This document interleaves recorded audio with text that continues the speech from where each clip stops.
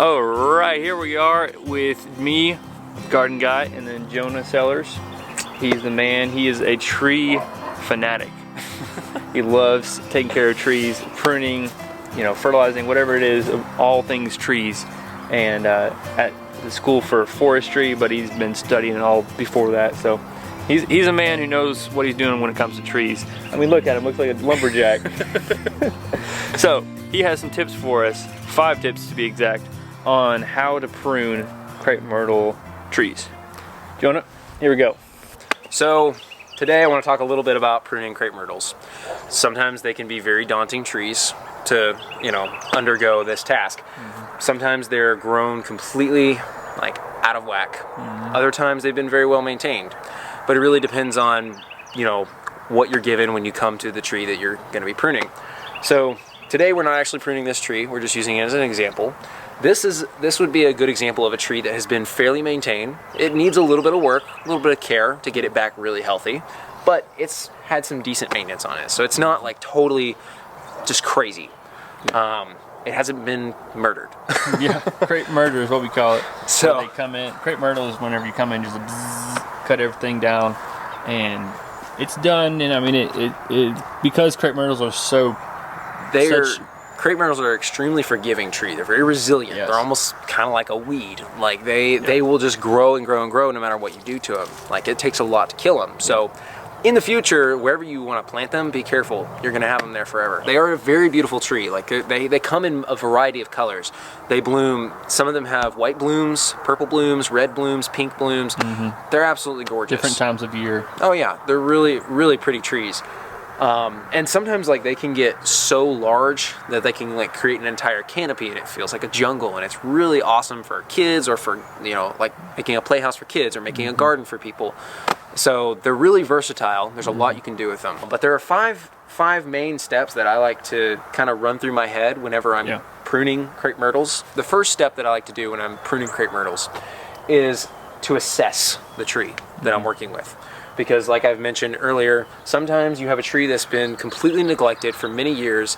It's completely growing wild. You have no idea how to tackle it, and it's going to be a lot of work. Other times you come to trees that have been fairly maintained. They don't have a lot of work that needs to be done to really get them back and going well.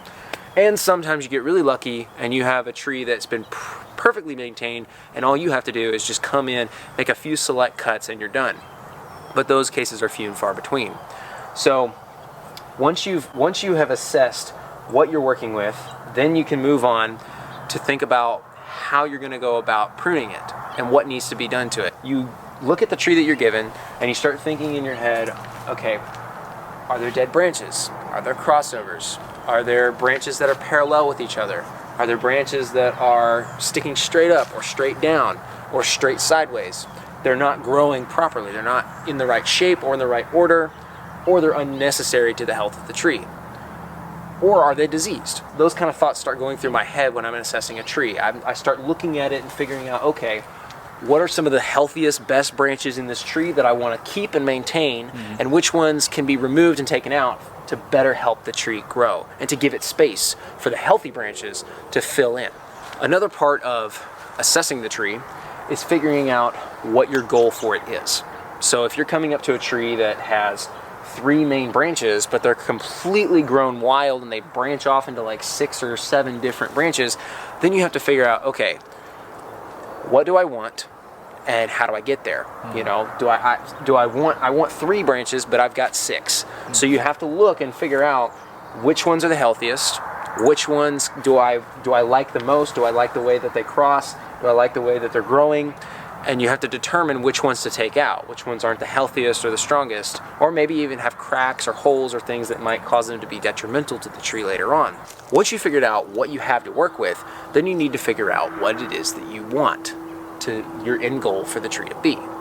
With crepe myrtles, they're extremely versatile. A lot of people like to have more of a bush. This is kind of like a mix between a large bush and with kind of a tree feel to it. It's larger than most bushes and shrubbery. It kind of gives a nice canopy cover. However, it still is, it's thick like a bush, but it's tall like a tree. So this is a nice look that a lot of people like to go for. kind of gives a nice, barrier. A lot of people will have them growing all the way down their yard or along the street.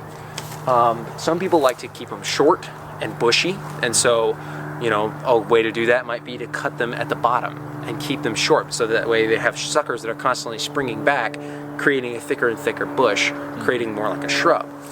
This you would want to do select cuts to keep a large majority of branches growing from the base, but keep those branches thin until they get to the top, and then they can flush out at the top.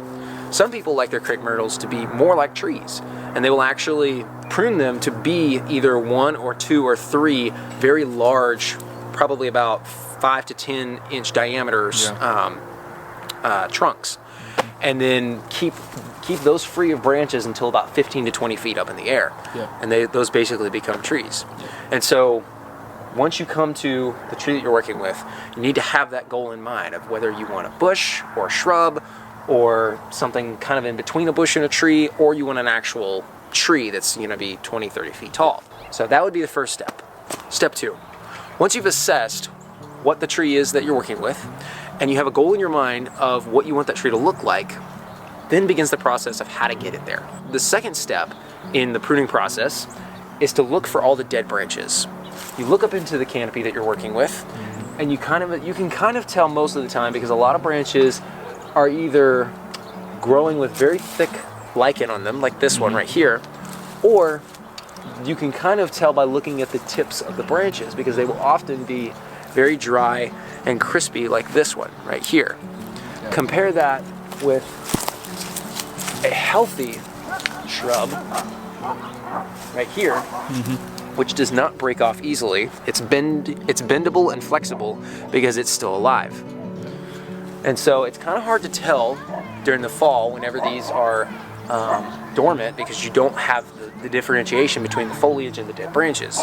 So it's a little bit easier in spring or fall before the leaves have fallen, or in the spring right after they've flushed out. But you can still do it in the winter. You just have to be a little more careful and pay a little more close attention. So some of them are very obvious though. Like if you come with me here, you can tell that this branch right here is completely dead. It's covered in lichen, it has splits down the wood, and there's no twigs coming off the end of it. It's literally just a twig. So that one right here I might not even need to cut this off. I can just snap it off with my hand, just like that. And then eventually the tip of that is going to rot off, and the tree's going to grow over it like normal. And a lot of trees that have been neglected for a short period of time or a long period of time are going to have a lot of branches like this that are very easy to just go in and break off with your hand. Some of them, not so much. They're going to be a little tougher, so you're going to have to go in with a saw and make good cuts and make sure you know which branches you're taking out, and make sure that there's not a live portion of the branch that you don't want to remove. Oh, we got a tree monkey here. So, step 3. Step 3, rubbing branches. When you're pruning a tree, you want to look for branches that are crossing over each other. Typically that means that they have grown into the opposite sides of the canopy that they're actually supposed to be growing in. So if you look in this tree, you can see right here, this has a very serious rubbing problem. These two branches have rubbed together for so long they've actually grown together. And you could probably break them apart, and it may or may not damage the tree. It's probably not going to do much to a crepe myrtle because they're so resilient. However, I wouldn't advise this on any other tree you come across, because you might open up a wound that could potentially cause room for infection or pests or anything to get inside. Oftentimes, when you're in a more mature plant like this, these have been growing for so long that these two branches are a main portion of the canopy. And so you don't want to remove them. Even though you don't want crossovers, these were not caught early on. So therefore, you have to leave them because they were part of the tree.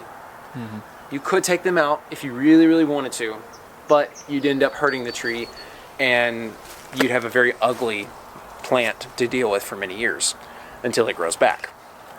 So really, the best thing to do is to maintain your trees from a young age and to take out crossovers when you catch them early on, like these right here. These two branches, as you can tell, they're not touching, but they're crossing over each other. These you want to take out, and I would come in and take these 2 branches out because they're going to cross over each other and create issues later on once they've matured to the size of these branches right here. Yeah. Nice. So that's it for step number 3. Nice. So step number 4, parallels. So this tree right here has a really good example of parallel branches. Parallel branches is what happens when you have 2 or more branches growing in the same space in the same direction, often on top of each other, causing small crossovers, or just growing directly on top of one another, even with some space in between. So this tree right here actually has 3 branches that are all growing in the same space. You don't want this because this causes a lot of vegetation clutter, and it can choke out the healthy branches and cause a lot of disease and crossovers, and it's just really not good for the tree. It's not best because every branch needs to have its space and its place in the tree. And if 2 or more branches are trying to occupy the same space, one or more of them has to go. And so in this tree right here, this right here is the biggest branch. It's the healthiest, it's the most mature. As you can tell, it's growing out towards the sky. It's filling up a large portion of the canopy, and it has the most branch structure. This one right here is not as necessary. It's growing down and underneath this existing branch. It's occupying the same space, and it's crowding out this branch right here. And since this one is the larger, more mature, more healthy branch, I would come in and take this one out because it's unnecessary and it's crowding the space. And I would take out this small one as well because it's also taking out the space that belongs to this large branch right here. In trees, every branch has its space, and you want to give the healthiest branches room to grow. So you want to take out the branches that don't necessarily belong there so that you can give the good ones all the room they need to flourish. Nice, well And that's said. the end of step 4.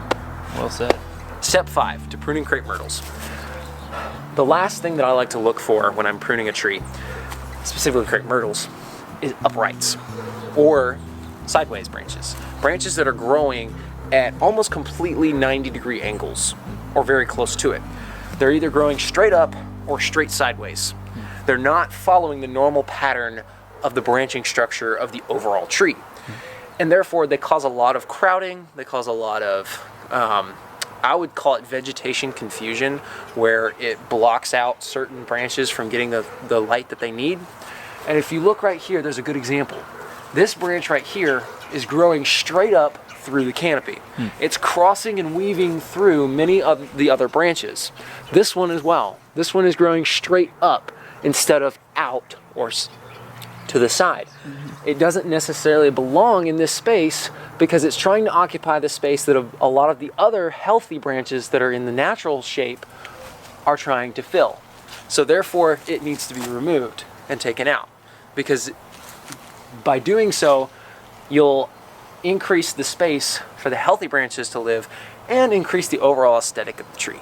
Another form of uprights that you should always remove, unless you just absolutely like the way they look, is the suckers that grow from the inside and the outside base of crepe myrtles. Yeah. Most crepe myrtles, I don't think I've ever seen one that hasn't had a couple, if not multiple suckers. And if they're left to their own devices, they will grow into very annoying, very clustering branches that are just kind of in the way and unnecessary. So in order to maintain the best health of the tree and the best aesthetic, it's best to just take them out as soon as you see them. And it's not hard. Like, just, maybe once a month, once every 2 months, when you just, think about it or see it, you see a sucker coming by, try to, pull it off with your hand. And if you can't, go get a knife or pruning shears or something and cut it off. Because it's best to just do it when you see them. I have noticed that they come off real easy if they're fresh. You just pop them off. They just pop off really before easy. they develop the lignin. If they've developed the lignin, then you gotta get a tool to remove them usually. Yes. Yeah. But if they're still green and like fleshy, then they're really easy to just pull off. Yeah. Yeah. That is all for tip number 5. However, I have a bonus tip that I'd like to share. Wait, what? Jonah has a bonus? Yes, I have a bonus tip.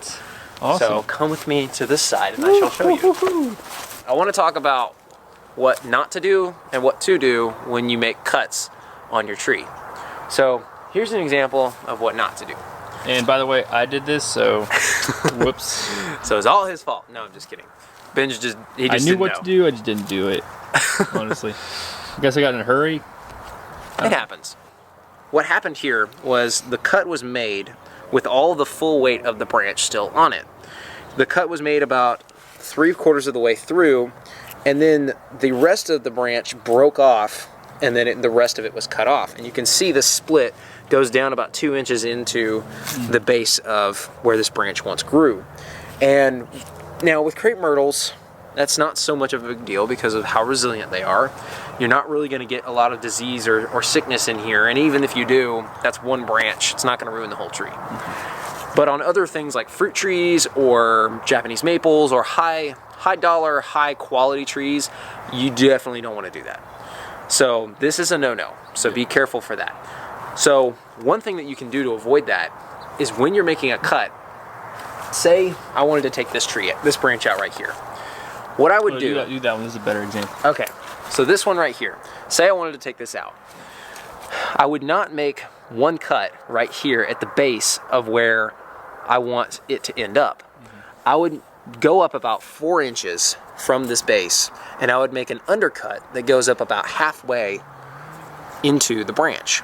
Then I would come up from where that undercut was about 1 inch, and I would make a top cut that goes in about halfway. And as soon as I do that, the weight of this branch is going to snap. It's going to snap that off, and the branch is going to give me a clean break right here at that point. Then I can make a third cut and come all the way down and cut the tip of this branch off. About how far from this? Right where there's kind of this transition point between. Yeah, it's called a collar. It's the transition point between the junction of these branches and the trunk of this new branch. So you want to cut it right there, flush. And I'll show you an example. This is a good flush cut with the collar of the branch. Yeah. You can see the junction where the two branches once met, and then it has been removed right at the collar of that junction. Nice. So that's all I have for you today. I hope this helps you in your future pruning needs. Awesome. Thank you, Jonah. Yes, sir. You the man. Jonah's the man. Okay, that was good. That was good stuff. All right, well, we're out of here. Ooh, hopefully that was a good tidbit of information for you guys. See you guys next time on the Gardenguy channel. Thanks again, Jonah.